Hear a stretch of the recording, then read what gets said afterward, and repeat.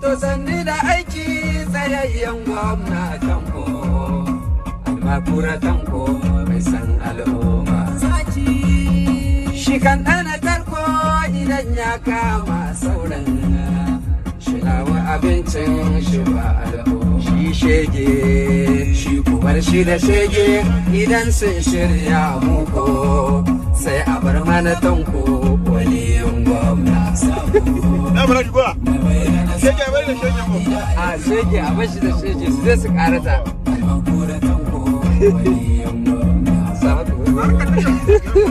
zartarwa na jihar Kano a ƙarƙashin jagorancin mai girma gwamna na jihar Kano Dr. Abdullahi Umar Ganduje sun amince da cire da kuma saukarwa daga kujerar mulki ta wato gundumar jihar Kano Emirate Muhammadu Sunusi na biyu.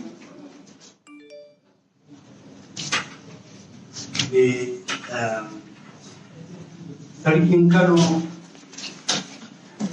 ya nuna rashin biyayya ga duk doko suka yi kuma suka tura wajen mai girma gwamna domin ya tabbatar.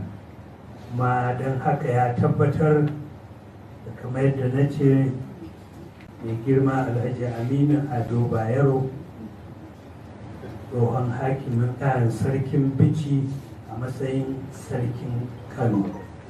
Assalamu alaikum wa rahmatullahi wa barakatuh.